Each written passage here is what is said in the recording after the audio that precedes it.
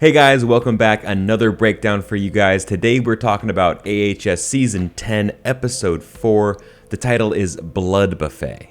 Of course, before we get started, make sure to watch the episode first. There are spoilers ahead. Let's jump in.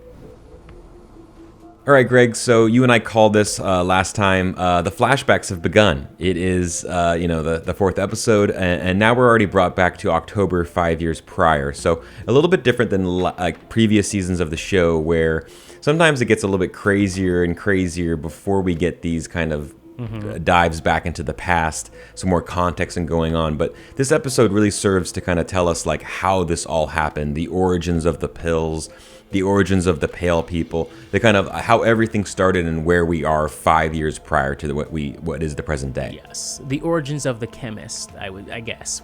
I knock on wood. We always say this, like, I think that's the end of the flashbacks.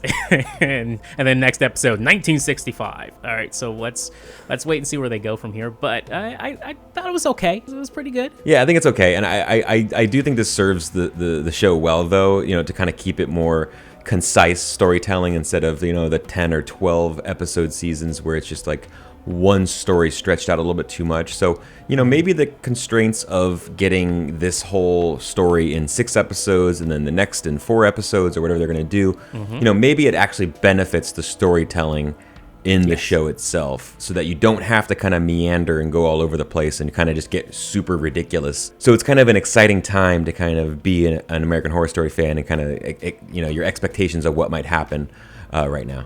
So as you mentioned, the origins of the chemist, played by Angelica Ross. We get to find out that, the chemist moved into town 5 years ago, looking for a nice fancy new home, doing some shady stuff in this home, kind of Breaking Bad vibes. I like how Holden Vaughn, played by Dennis O'Hare, meth is, they're going to be watching for you, the cops, the sheriff at this time, it's a big no-no. He'll sniff that out.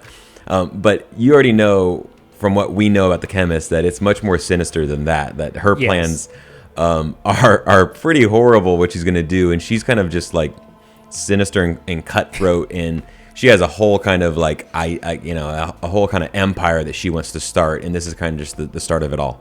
Just from the jump, you're like, oh, she's down to business. She just wants to immediately get things started. Dr. Frankenstein letting things go. She doesn't care. Yeah. Now, one thing about that scene that Ryan Murphy and Brad Falchuk did was they made sure to drop a Rip Torn Easter egg in there.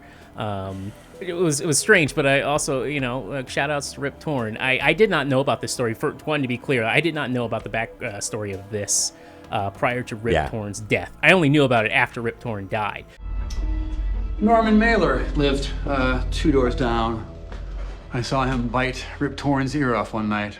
Seems like a different lifetime. So they were referring to Norman Mailer's Maidstone film in the 1970s. This movie, Mailer plays a director who's running for president, and his brother is played by Rip Torn. Now, towards the end of the film, they have a scene where it's like a little brawl between the two of them that goes from just, playful acting to improv very quickly to nightmare fuel, as Rip Torn would take a hammer and hit Mailer, and Mailer, in return, would try to tear his ear off. I don't think we're going to post it here, but it's wild, and you have to see it. Also, Greg, one thing to note here is that Holden says that he's been around for 50 years. When we were first introduced to a lot of these characters, we didn't really know, like, if they're good or bad or what they know about the pills or, like, all we know now is that there are a handful of locals that have been around for quite some time. And I get the feeling that they're all kind of in on the secret and they're just kind of not revealing. Yeah, they're all shady. You really can't trust anyone in the town. They're waiting for the tourists to come and go with the seasons. And they're there year round, or, however often they're there. They kind of are there when it's like the lull in the season.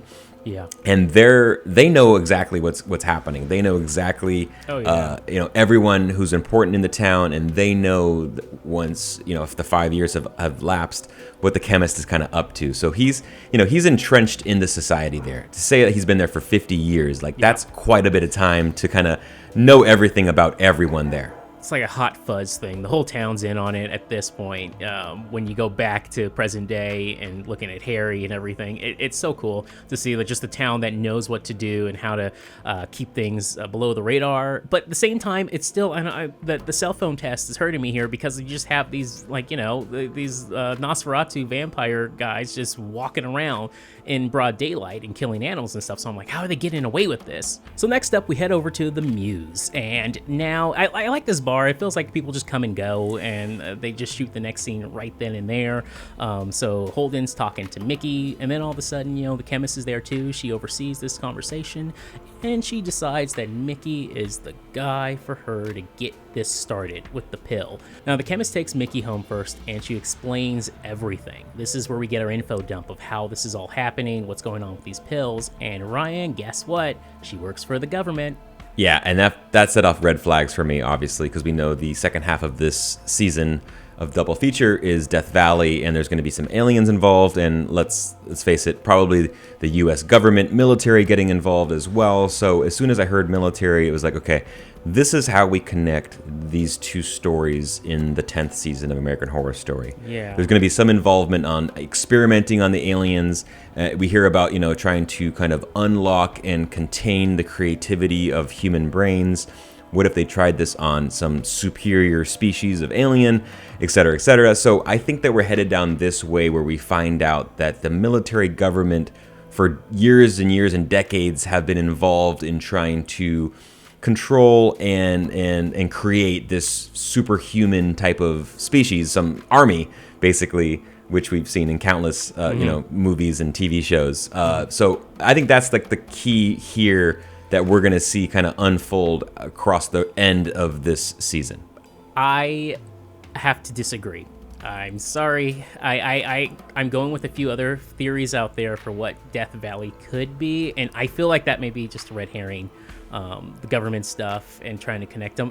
I could be totally wrong, and that might be the connection. But I think another cool idea would be if the alien story, as people point out in Reddit and our comment section, is that this could be one of the stories from either Mickey or Harry that's come to life years later.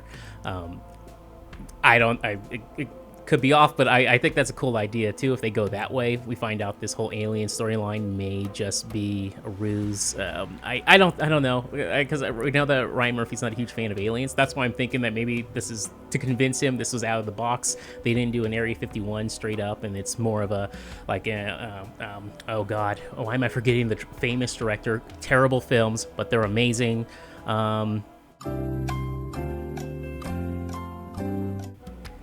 Ed, oh my god. Ed Wood. Ed Wood, thank you. This could be an Ed Wood situation here for Death Valley, which would be awesome. But that's more out there. I'm just taking a shot here and hoping that Lucy doesn't pull this football back for me. Yeah, now that you say that, I'm just spitballing here, but that actually just blew my mind. What if the chemist is telling Mickey this whole story of the origins of her life and working for the military, and telling us. I mean, he's kind of putting that in his bank and using that as material that he's writing 5 years later when he actually takes the pill, and he's writing this, and he's kind of doing this info dump of this crazy story. And then, like you said, some of the imagery that we've seen of the second half of this season is that actual script that Mickey puts together to paper. And it comes out looking like that, and the military is just like kind of pulled from stories he heard from people who've come through the Muse, the chemist herself, as well as others that have come through. So that would be an incredible way to kind of connect these two stories into one double feature. And now we get to see how the very first pale person, those people roaming around the streets earlier in the season, came to be. Spencer Novich, who we've seen in some audition tapes. He's a contortionist. He looks really freaky doing that stuff. Yep. Basically, started out as a wannabe singer, karaoke bar. Lots of karaoke bars, by the way, in P-Town. Just heads up if anyone wants to go. Thinks he's good, not quite as talented. And if you're not quite as talented, the pill is no good. It's not for you. So he starts getting sick little by little. But this is kind of the origins of that first person. Now, it's been 5 years, Greg. There are these pale people all around P-Town, and it's like not national news. We brought this up numerous times before, but this is crazy to me that it's like a 5-year flashback. We see the first person getting sick eventually over the course of this episode and turning into a murderous vampire. Yep. But like no one is talking about this. It's not even like trending on Twitter. What's going on? There's going to be some kind of info dump on that. Why no one in the town, not a single newscaster has shown up and been like, where's all this blood coming from? What's going on here in this town? But no, not yet. Now, Greg, we also get the fantastic backstory of Belle, one of our favorite characters. My favorite character, I think, this season on the show, Frances Conroy, is a legend. This is incredible, Greg. At a bookstore, reading her racy retelling of George and Martha Washington's story. It is called Martha's Cherry Tree. And it's not extremely popular. But, I mean, you know, those that do like it are very passionate about it. I worked at a bookstore for 5 years. It was Borders, R.I.P. So I know I've been to my fair share of romance novel book readings, and yeah, that's how it is. But that was amazing. Frances Conroy is just a gem. I don't know where to begin. Yeah, I agree with you. So she's kind of like modeling her career. She brings up like Danielle Steele, right, a really popular author, and she kind of wants to become the next version of that, and you know, become a multimillionaire, billionaire, but like she's not quite at that level, obviously, of success.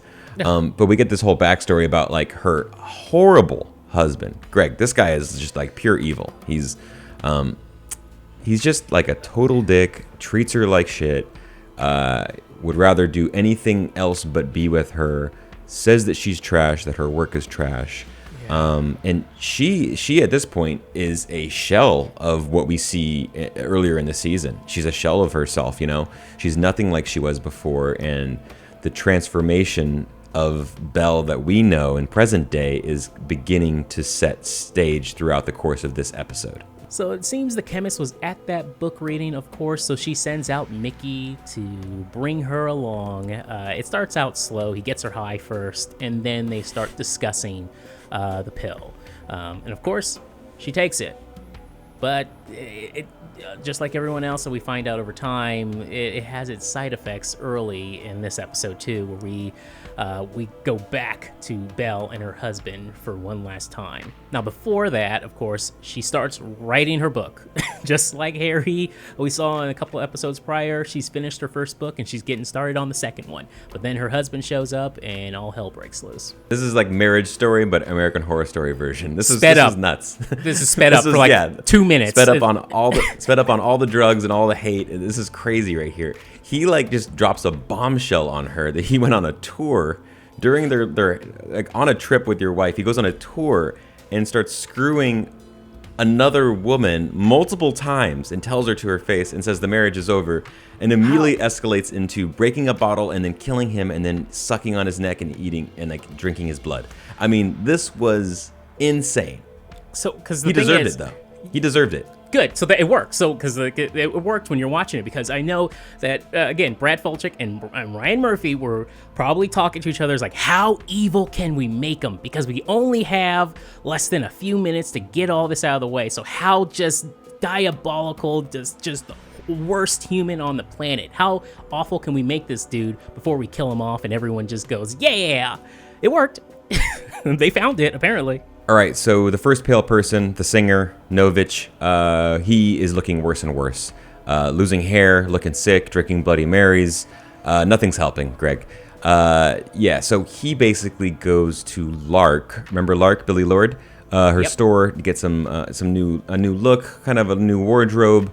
And that's where we see the coat that we see them wearing in the beginning of the season, you know. Yes. Doesn't look super warm, Greg, but the angles of it make it perfect for for Horror Story, for like a really scary looking, you know, a being that can kind of, you know, contort his body.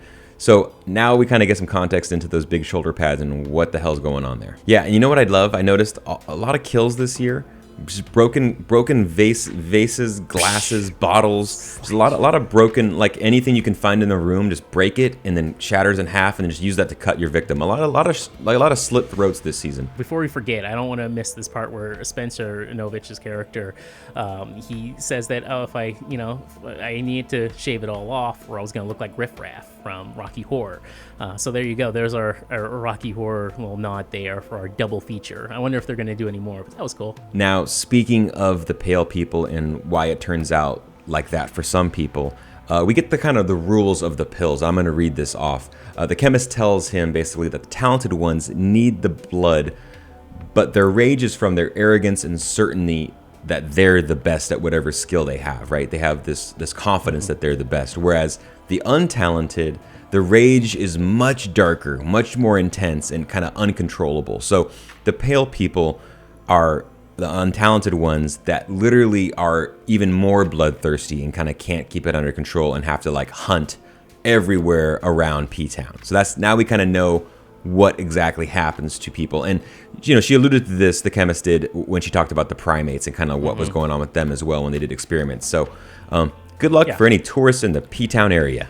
Yeah, it's the whole Yoda thing, anger leads to hate leads to suffer. Exactly. Dark side, same thing. Vampires here. Another time jump, this time 2 years later on Halloween, as Belle meets Lark. She heads into her shop, and you know the deal. You know what's going to happen. She's going to give her those fangs and a makeover, an entire makeover here. And now we see the Belle that we saw in episode 1. She's now the vampiric Danielle Steele. I like it. Yeah, the transformation is complete, like you said. And what does she do to celebrate? She goes to Drag Night nearby. I don't believe this is at the Muse. This is somewhere close by, though, right, Greg? Anyways. Yes.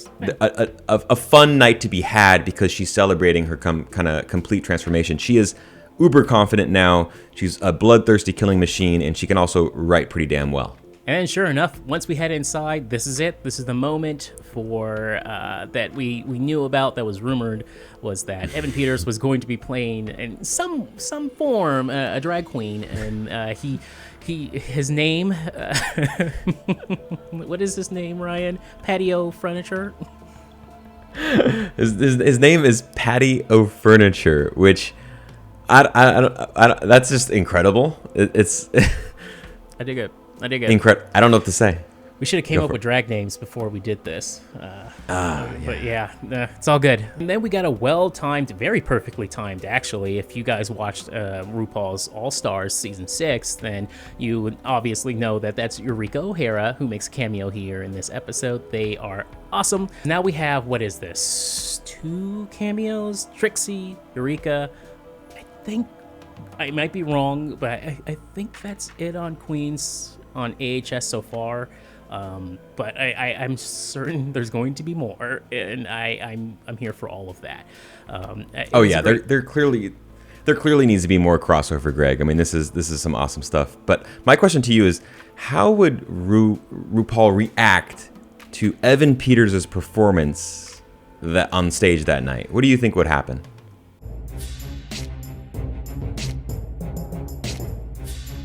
So now we get to hear more about Austin's story, right? We get to hear that he's a playwright, an aspiring writer, and something went wrong when he got to P-Town. He had all this like hope and ideas and the kind of this promise that he was gonna make it big. Mm-hmm. It's and Belle's it turns fault. out the man that was running, it's all Belle's fault. The man that was, it's all Belle. She killed the guy because she was hungry, and it turns out that that's the reason why he never got a call back, right? And it kind of all fell through. But the thing here is that Belle, really takes a liking to Austin and sees the talent underneath all this. There's a good point here that a lot of these people are able to kind of acknowledge talent and not just, kind of use it as their own, focus on their own inner talent and success. They're actually able to kind of pinpoint, and Mickey has a good idea of this as well. We've seen him throughout the episode being very resourceful. You can kind of target who has talent, who doesn't. Now, what he does with that decision, either good or bad, is a whole nother conversation, but Belle is an example of someone who kind of can pinpoint the talent in people and wants to kind of create a bond between that and a union. So she kind of takes Austin under her wing, and this is the start of the dynamic duo that we see earlier in the season. So Austin takes that pill, of course, and now he's hungry. And so what do? It's time to look back at those drag queens that were mean to him. So it's time to head on out to their little party, and then now we have another bloodbath as they start shooting. But again, Eureka, who is playing Crystal Decanter, heads out that door. Crystal's out the door. We don't know where they're going just yet. But then moments later, they go to the cemetery. Crystal's in the cemetery. Oh no. Guess who else is in the cemetery? They are dead. Come on, let's be honest. It kind of ends like on maybe could survive this, but let's be honest, like no one survives this episode. If you're running around P-Town and there's blood coming from you, or you ran from something, like you're fresh meat. You're gonna get eaten by one thing or another. So that scene kind of reminds me of Dragula, only because it ends just like Dragula ends with them killing off a drag queen at the end of the episode. So it felt a little bit like Dragula, which I thought was cool. Yeah, really cool. But Greg, we're left with like a ton of questions at the end of this. Obviously, we're not in present day yet, and the last time we were in present day was when Chief Burleson died. The murders have been kind of sprawling throughout the city, right? People are found underneath the beach, floating in the water, in the cemetery. You have now a person of law enforcement dying. So, like, there's so many murders here. I mean, the amount of murders concentrated in one area is astronomical. So, people are going to find out. I mean, I have a feeling that, like, the idea of including the military into this story, like, something's going to happen with keeping tabs on the Chemist. Like, is the Chemist still getting paid by the military, still on the payroll there? Is the military kind of watching, keeping an eye? Like, they clearly knew what kind of experiments she was doing on the primates and kind of wanting to move into human trials. So, like, who is kind of watching this whole thing unfold from afar? Well, we keep in mind, I will tell people now, if you haven't done it already, at some point in your life, you got to watch these films if you haven't done it already. But you do a double feature this weekend, if you can, for 2 films for me. Just 2. The Birds and Jaws. That's it. That's all I ask. Watch these 2 monster movies, and everything else going forward, I think, in this season, it may play a little bit closer to that. Because we do see a scene also where it looks like the town's just in mayhem, like something out of Needful Things kind of thing, where it's just a Stephen King's town is just going awry.